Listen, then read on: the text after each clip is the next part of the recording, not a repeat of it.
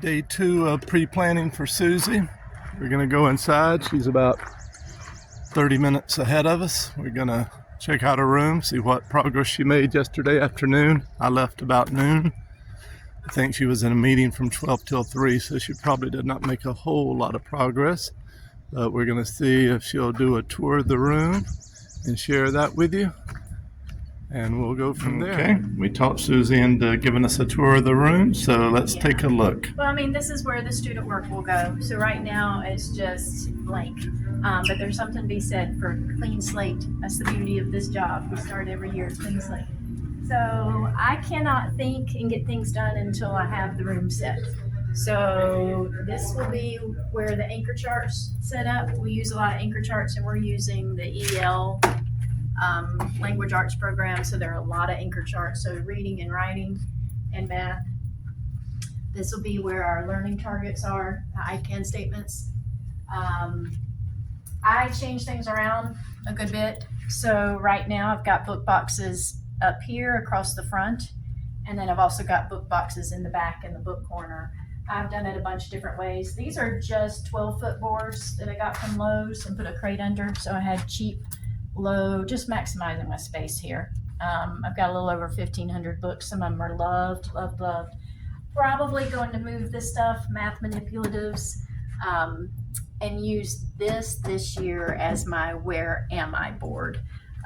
That's what I'm working on right now, is that I always have, each child has a magnet with their name on it, and then on the cabinet, I just print these from every year and put packing tape over the top of them. Anytime they leave the room, they'll take their magnet, and if they're going to the bathroom, and they stick it there, and then when they come back, they put everything will be back, and they line them up here on the bottom of the board. That way, if we ever have a fire drill, any type of drill, somebody calls and says, little Susie needs to check out, I can say she's in the media center. I know immediately. That's mostly super important when we have safety drills. I know where everybody is at all times. So I'm working on making copies for my birthday books. This is very free and easy, and they love it. Every child gets one on their birthday. Every kiddo will fill out a page, and I just staple them together, and they get to take it home. I mean, they just are thrilled, and kids just write what they like about each child. So I've run the copies for the whole first semester. I just haven't made all the copies yet. And then they wear a little birthday crown, and they get a little gift from me, and they get to be the leader of the day. So I keep this here. When I first introduced this, every kiddo will do this. Just fill in something they wish that I knew about, and they drop it in my box, and I'll reply back. But it hangs here all year. This is just, sometimes they just want to tell me that their cat died or their grandmother came to visit. But sometimes they'll say some things that are super important that I need to know. Because even though we are moving at warp speed, there are things that happen at home that sometimes they need to share. These are, when they come for Meet the Teacher, I just always have one little welcome gift, and the last couple years I've done bubbles and usually say I'm bubbling with excitement, but this one just says, I'm so glad you're in my class. So those are ready for Meet the Teacher. And how many days do you have until Meet the Teacher? It's next Thursday, and today's Friday, so 3 more work days. And then this is the brochure that they'll take home. Rebecca just helped get those folded for me. Just the bare essentials. Yay, Rebecca. Yeah, and birthday supplies, our schedule, our specials, first day of school. We'll cover more of that in depth when we get to curriculum night. But this is for Meet the Teacher open house when they bring their supplies. Now, when they bring their supplies, I just put big crates up here for the classroom supplies. They will load their desk and put everything that goes in their desk in there. I'll also put out, I've got like drawers, these plastic drawers in the back that say pencils, index cards, glue sticks. I'll take those out, and they'll drop everything right in there, because when they leave, I've got to put everything away. Well, why not just have them go ahead and drop it in the containers for me? And then all I have to do is put them back into the box. This right here, back here, is a big mess, but I'm working on it. I like to keep the floor clear. Right now I'm set for 24 kids. I have 21 on roll. I've put out way more dots than that, and I know it probably you wouldn't think I put in so much thought, but I really do in the spacing. If they're too close, they're not comfortable. Some kids are not as comfortable, sitting in the back or the front. I do not give assigned dots. They just come down to a dot.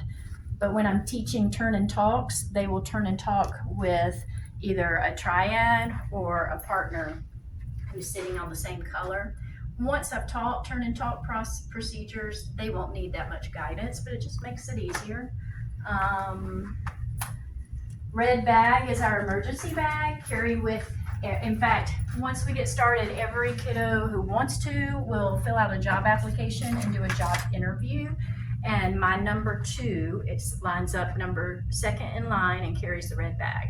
And in the red bag is all my emergency information. If for some reason we went to lockdown, I've got every kid's address, the parents' contact information. I carry clinic passes, Band-Aids, pen, all the stuff that if bare essentials could get the kids home to the right spot.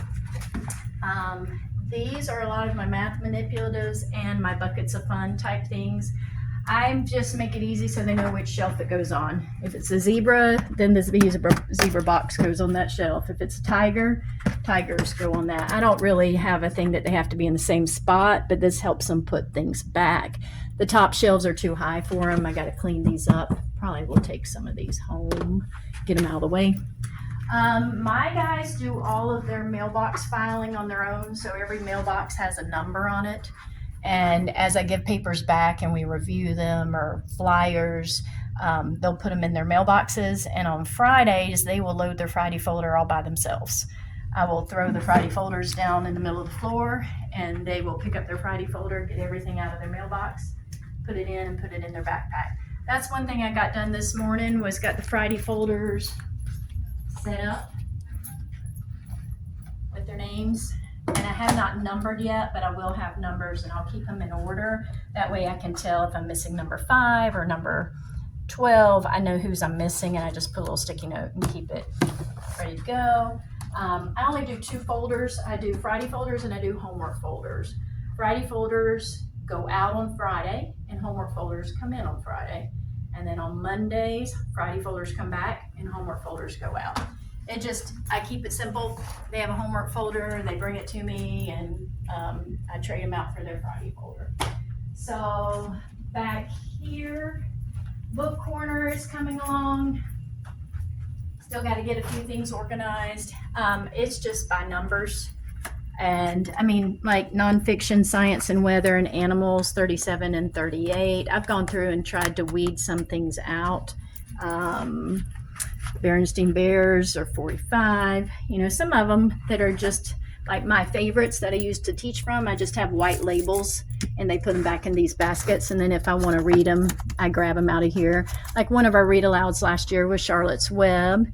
And I dressed up as Charlotte. She's in the top corner of my room. I wore all black, and put the spider on my back and carried a little pig and was Wilbur, and then gave them little pink pig squeaky toys. One more year of dressing as Charlotte, I hope. And then these, usually I use giant Ziploc bags, but I have these, I think these will be their tech bags. This is where they keep their headphones, their passwords, because they'll have password cards for the computer, for Teach Your Monster, for different learning activities. And they'll just come, I'll number these 1, 2, 3. I don't have enough for their backpacks, so they keep their backpacks on their chairs. They just turn them sideways. I like that because if they need something, they don't have to cross the room. Trying to think what else.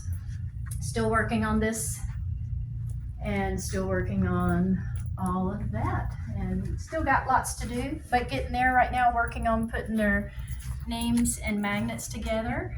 And that'll be my word wall this year. Last year it was the bulletin board, which was not big enough, so gonna set that up.